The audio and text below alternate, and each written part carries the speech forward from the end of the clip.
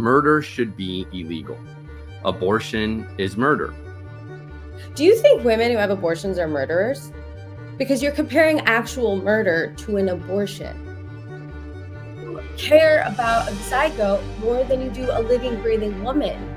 More than you do a living, breathing rape victim who's 13, raped by her father in Ohio, but we should just hold her down and make her do it again. Force her to do something with her body she doesn't want to do.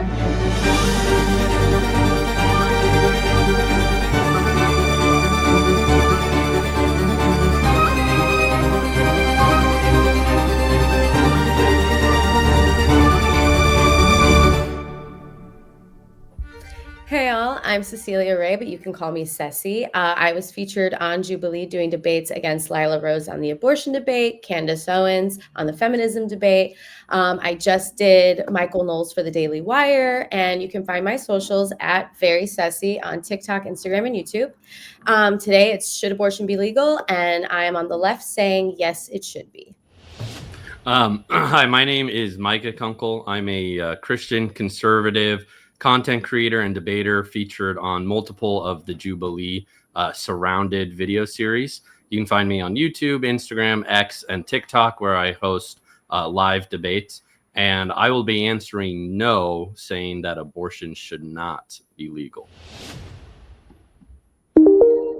Okay, should abortion be legal? I say yes. And the reason I'm saying yes, though, is because I believe in multiple things. One, I do believe in the separation of church and state. So we shouldn't be legislating anything based on a religious belief, if that's what your belief comes from. Also, I believe in human bodily autonomy and one's right to choose what they want to do with their bodies and their lives. And also, a lot of the times abortion will occur not because it's elected, but because of a miscarriage or a late term emergency. And in those cases, they should absolutely be allowed. Great. So it's because I think that the unborn have equal rights, and that those equal rights limit a woman's right to bodily autonomy, that I would answer no and say that abortion should not be legal. And so I simply have two arguments here. My first argument goes like this. Murder should be illegal. Abortion is murder. Therefore, abortion should be illegal. Now, I can assume we can all agree to premise one, that murder should be illegal. But why should you hold to premise two? Well, this leads me to my second argument, which is murder is the unjustified killing, the intentional unjustified killing of an innocent human being. Premise two, abortion is the intentional unjustified killing of an innocent human being. Therefore, abortion is murder. Again, I can assume we can agree to the definition of murder in premise one. And so premise two is where the disagreement or the debate lies. Now, as I mentioned earlier, I believe our autonomy is limited by the rights of other people, right? I can't use my autonomy to end the life of someone else. And so when it comes to the abortion debate, the question, really the heart of the discussion, is what is the unborn? And so why do I believe the unborn is human? Well, because the science of embryology says that from the earliest stages of development, you were a distinct, living, and whole human being. You weren't part of another human being like skin cells on the back of my hand. You were already a whole, living member of the human family, even though you had yet to grow and mature. There's no essential or morally relevant difference between you, the embryo, and the adult, that would justify killing you back then.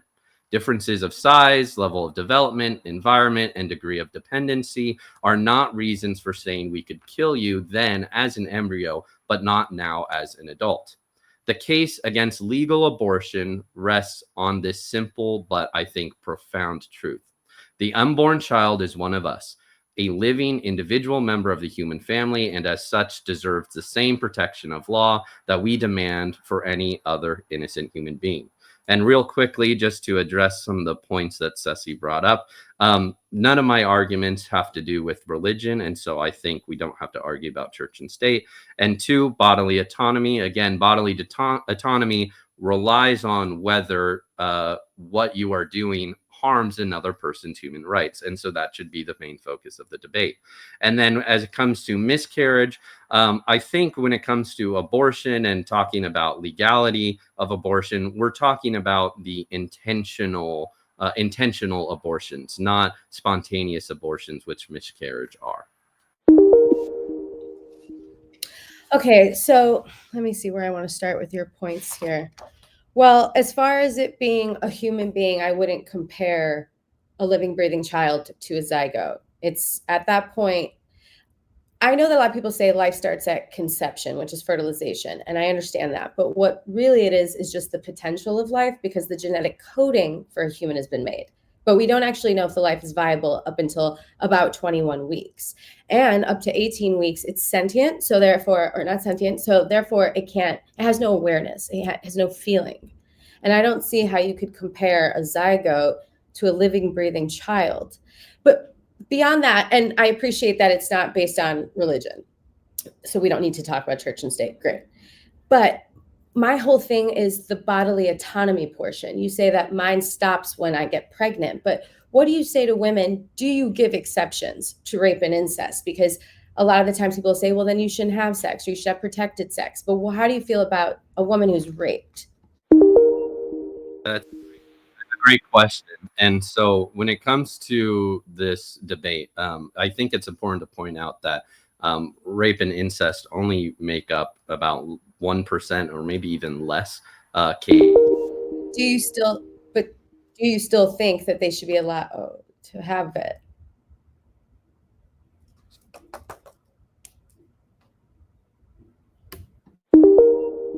Yeah. So I don't believe in exceptions for cases of rape and incest. And that's because your situation does not determine your value or your rights as a human being. But let's go into a few things that you were saying. You were saying you're prioritizing a zygote. 1 second. But so you just said the situation, but your situation will determine your quality of life. And so I feel like a lot of the times I know the whole, oh, you're not pro-life, you're pro-birth, but the situation does matter after it's born as well. So I didn't say that the situation didn't matter at all. That was not my claim. My claim is that the situation doesn't determine your value or your rights. And so someone who is conceived in rape doesn't have any less rights as you or I. And so that doesn't affect, that's not a morally significant determiner of whether someone has human value or human rights. But when it comes to a zygote, that's just a term for a developmental stage of a human being, just like the terms newborn, toddler, teenager, and adult. It's not a human yet. It's not a human. It is a zygote. They do go through gestational stages or whatever.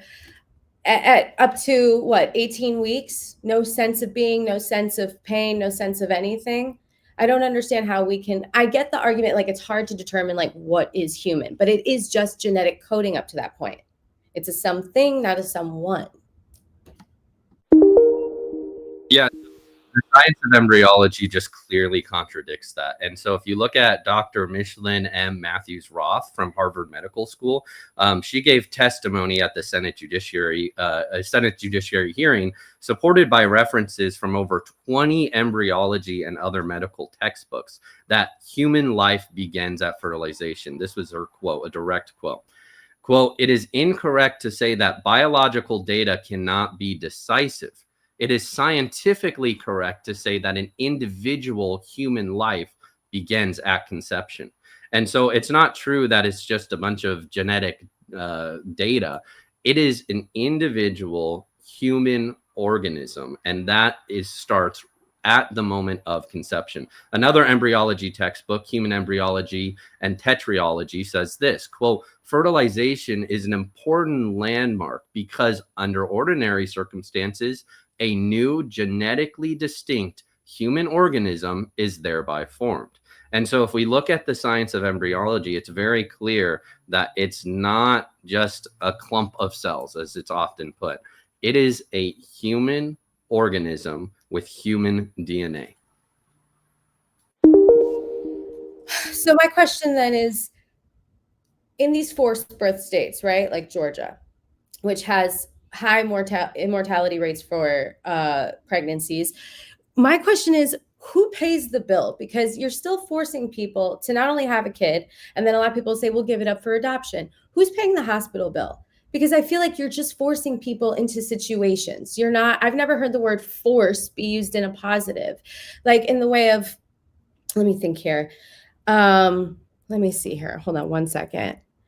For instance, right now, Trump and all these people cutting SNAP. There are programs that a lot of the right side of the aisle that wants to do away with Roe v. Wade, they don't support programs that would be necessary to help alleviate the problems that you're going to create because you're adding more mouths to the world to feed.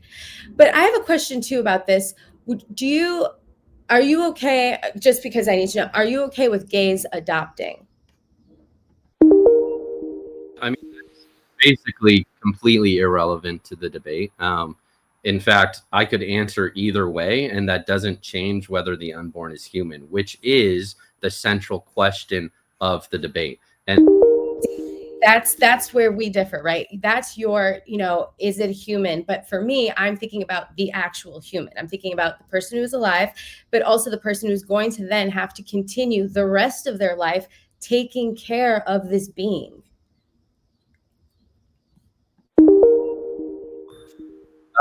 So do you agree that our rights are limited, our right to autonomy are limited by the rights of other people? Or do you disagree with that? In what capacity, though? Because I don't think that my autonomy should stop because I'm pregnant. In what other capacity do you mean? Okay, so as a mom, right, would you have the right to kill your newborn because you have autonomy and you used your bodily autonomy, your fist, to kill a newborn? We're not seriously comparing the two right now. Do you think women who have abortions are murderers? Because you're comparing actual murder to an abortion. See, you and I, it's not the same to me at all. And no, I would never think that's okay for a mother to do. That's hurting a living, breathing human. Yeah, I mean, my whole argument was that abortion is murder. So yes, people that commit abortions are therefore murderers. But going into this whole like forced birth thing, I have a question then. If you think it's murder and you want to outlaw it, do you think that there should be punishment for women who did then get an abortion after being banned? basically also relevant to what I established as the main question of the debate, which is what is the unborn? Pro-lifers disagree on this question completely about whether we should punish the woman. So it's not really relevant to the debate. Is 100% relevant to the debate because this is, should abortion be legal? So when we're talking about legalities, when something is illegal, and usually in the country, when you break that law, there's time or punishment to pay. So when you say make it illegal, you're saying, I don't, we're talking about legalities right now. Something can be illegal and you don't punish everyone that's involved within that. And so definitely pro-lifers agree punishment for the doctors, but when it comes to punishment of the women, we disagree on that. I'm curious about that because I've heard the opposite, obviously, from a lot of your side on that, because I always wonder also what happens to the man who's involved. I feel like we're always focusing on just the woman, but there's a man involved as well. And so I'm always curious about how you feel about the man who's also involved. Like, I don't understand. Like, there are pro-choice men. And also, I don't know why a man would be making a decision for women. Yeah. So ideas and morals don't have a gender or a race. So there's a lot of things that we legislate that don't directly affect us. For example, Ceci, you're against the ICE raids, right? Even though they don't directly affect you. So why do you as a... Primero, yo soy cubana. I'm Cuban. My family's Cuban. My mother is an immigrant. They do not care if you're legal or not anymore. I have Cuba tattooed on me. They could pick me off of the street. That's what they've been doing. What are you talking about? And also, something doesn't need to die. You immigrant. Are you? Because if you're not an illegal immigrant, then the ICE raids don't have directly affected you. Something doesn't need to directly affect me for me to care about it, though. That's the problem with a lot of people, is that they don't care until it directly affects them. I don't need it to directly affect me for me to care about someone else's well-being, which is what I'm here doing, is fighting for a woman to be able to do what she wants with her body and the rest of her life. See, I think when you have a child, I would think you'd want to keep that child, not just give it to a foster care system that you want to feed more to. Illustrated my point perfectly. I don't need to have a direct connection to the unborn to therefore care about the unborn. What your argument is just a simple care about a zygote more than you do a living, breathing woman, more than you do a living, breathing rape victim who's 13, raped by her father in Ohio. But we should just hold her down and make her do it again. Force her to do something with her body she doesn't want to do. That's the thought process, is forget the living, breathing human who does not want to go through this, who also doesn't have the money maybe to pay that hospital bill. That will be forced onto them. You're not going to create happy family units. That's not what's going to happen here. You're going to create more kids in the foster care system, more benefits being cut, more kids not going hungry. That's what this will create. And people who are so pro-life, I think it's funny. I mean, I don't know how you feel about guns, whatever, but all the passion and all this, because I imagine for you, it's to actually save kids' lives. Then I would think all this passion and energy would go to a gun control coalition, to actually save living, breathing children's lives, not legislating my twat. Percent of Gen Z is actually not here with us because they've been aborted. So abortion kills way more people than gun violence. That is just an what percentage was that? Sorry, I know the timer, but I just didn't hear the percentage.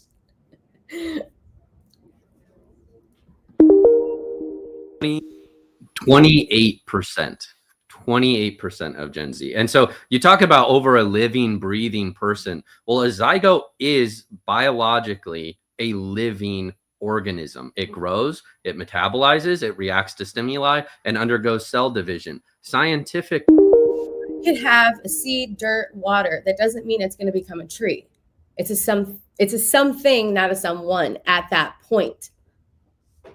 And also the 28%, break that down. I mean, what per 28% of that was how many miscarriages, how many were rape, incest, like 28%. That number is, you have to break that down. That's just based off of reporting from the WHO and from the UN, based off of population numbers and then the amount of abortions that have happened in the world. But additionally, it is alive. You just disagree with the scientific evidence. But I've listed out two major embryologists that talk about how the zygote is a human being. It is a living human organism, but you refuse to use that language because it's not convenient for your argument. No, I'll say it. It's a living organism. Yeah, it's a living organism. It's not a person. I have no problem saying it's a living organism. It is not a person. There is a person, though, however, involved, who we should be thinking about before a zygote. Okay, so you've made zero arguments for why the unborn is not a person. I'm glad we've established that they're human, but what is your argument that it's a person, that it's not a person? I'm not here arguing, is it a person or not? Should abortion be legal? Yes, it should. Okay, it should, especially based on a lot of different grounds. You're not it's not the religion for you, but it is for a lot of the people that are trying to push this through legislation. So I have to say it again, not for you, but for the audience. There's a separation of church and state. Also, 93% of abortions happen within the first 13 weeks. We're always disparaging women like we're carrying them for 7 months and deciding, I don't want it anymore. That's not what's happening. You call women murderers. Yeah, I've actually given an argument for why I believe the unborn are human, but you have not given a single argument. All you've done is taken cultural stereotypes and addressed them that I've never brought up in the debate. But again, why are the unborn not human? I framed that pretty well in my opening. Well, no, I mean, I'm not saying their genetic coding can be human, but again, it has to go through the stages. I'm sorry, but the science also does show that as well. And again, this is an argument: should abortion be legal? Should abortion be legal? You say no on the basis of that. I say yes, it should be on the basis of human autonomy and the Constitution. I mean, all she's done is repeated the autonomy argument over and over and over again. And I think I've actually addressed that pretty well. Differences of size, level of development, environment, and degree of dependency are not reasons for saying that we could kill you as an embryo, but not as an adult. They are morally irrelevant. And so go back to my syllogisms. Has Ceci addressed my syllogisms? No, she has not. Murder should be illegal. Abortion is murder. Therefore, abortion should be illegal. And that's my case. And again, we're here arguing, should abortion be legal? Because we're talking about turning over Roe v. Wade, which they've done states to state, but hopefully not federally will be done. Okay, I'm going to give you some examples. Nancy Davis, Louisiana, her child was going to be born with a crania, meaning without a skull. And they said no to an abortion. So they wanted her to birth death, guaranteed death. Adriana Smith, in a coma, was 9 weeks pregnant, kept her on a machine till they could pull it out of her. And now her family will lose their home because they can't afford to take care of that child. All you're going to do is add more problems, and none of your side will vote to alleviate any programs that will take care of those problems. And autonomy does matter. Should it be legal? Yes, it is